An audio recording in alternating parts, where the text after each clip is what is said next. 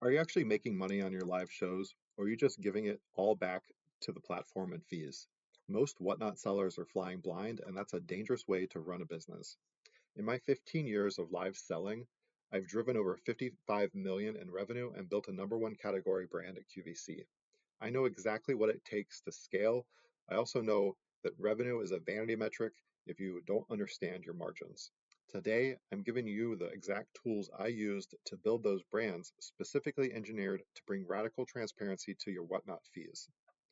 Those fees are a black box. Shipping fees, selling fees, transaction fees, fees that chip away at your shop's revenue and affect your overall profit.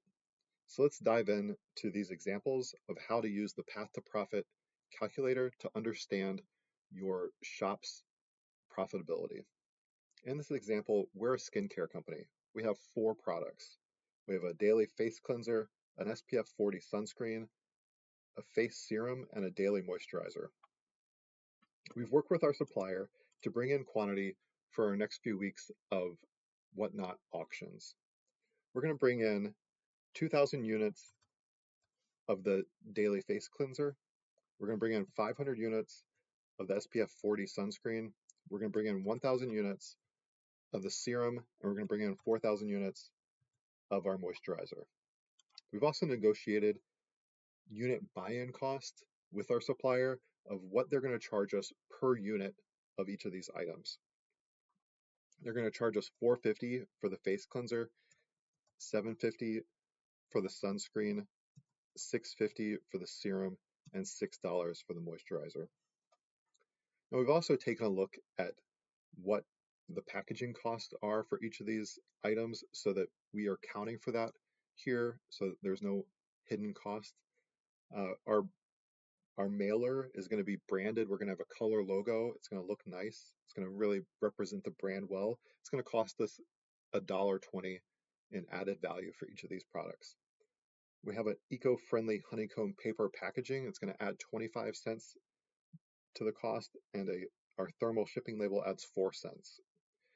Overall, that cost increases $1.49 per item that needs to be accounted for. We multiply $1.49 by the quantity we're bringing in for each item,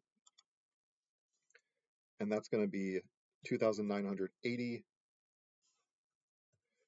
that gets amortized over those units, 745 for the sunscreen, 1,400 for the serum, and 5,960 is going to be amortized for the daily moisturizer. Now we've done some market research comparing our brand positioning to other skincare products out there in the marketplace and have identified where we want to price our products. We're going to sell our face cleanser for $20, our sunscreen for $30, our serum for $50, and our daily moisturizer for $40. That gives us an average selling price of $35. You'll see in the gray columns to the left there what our gross profit in terms of dollars and percent are, but really move your eyes over to the yellow column where you see net profit, and that's what your revenue minus all the fees and money in the bank is going to be.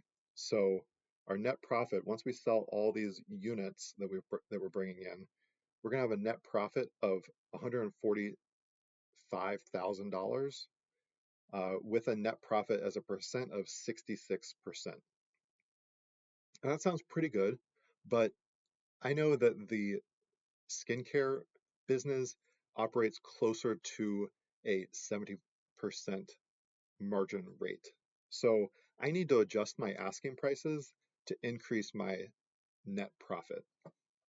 So in example 2, we're going to keep the same products, same quantity, same cost that we've negotiated. Nothing changes in terms of the packaging cost. We're just going to increase the price of each. So we're going to increase the price of the face cleanser from 20 to 28. The sunscreen is going to increase from 30 to 45. The serum is going to increase from 50 to 57. and the moisturizer is going to increase from 40 to 50. Now we've increased our average selling price from $35 to $45. And we see that our net profit has grown to $237,000, an increase of over $62,000, and our net profit has increased to about 71%. So we're now in that margin rate that we wanted to be in, where we should be running as a skincare business. Now we have an extra $62,000 of net profit cash in the bank that we can reinvest into our business if we want to buy better cameras, better lighting, a new backdrop for our set to reinvest in our business so we have a more professional look when we go live on Whatnot. What else could you use that $62,000 for? You could, next time you need to buy inventory from your supplier, you have cash in the bank to buy inventory with instead of taking out a loan and paying the bank an interest rate. Maybe there's a vacation you've wanted to take that you just haven't had the resources to. You now have $62,000 to do anything you want to with, because you now have transparency to what the profitability of your business is that you didn't have before without this tool. Let's look at, with this path to profit calculator, you also get a break-even analysis tool. And what this does is it helps provide transparency to you about how many units do you need to sell to start making a profit on that item. Let's use this SPF sunscreen as an example. In the first example, we were selling this to our customer at $30. So at $30, and then we have a fixed cost of $745. That's the packaging cost. Remember, we have a nice color logo box. We have honeycomb packaging. All in, that's costing us $745. That's getting amortized over the units that we're shipping out to our customer. To break even in selling our sunscreen, we need to sell 40 units. That means when we make a sell on the sunscreen, units 1 to 40, all that revenue is going to pay our suppliers. It's going to pay our invoices for the boxes and the packaging. Sales on units 41 and over, that's all revenue and profit that goes straight into our bank that we can reinvest into our business. In example 2, we increased the price of the sunscreen from 30 to 38. Now we see that our break-even quantity is 29. So now we've significantly lowered the number of units we need to sell before we start realizing a profit. So now units 1 to 29 are revenue that go to paying our suppliers and paying our invoices, and units 30 and over are where we start to see a profit, where we actually are making a profit and money is going into the bank that we get to retain in the bank and not send out in checks to our suppliers. So if you're going live at an auction, you sell 16 units of this sunscreen in a week, and you're high-fiving your buddies like, hey, I made some pretty good sales this week. What you don't realize, though, is you needed to sell 29 units just to break even, and you only sold 18. So you never actually made a profit this week.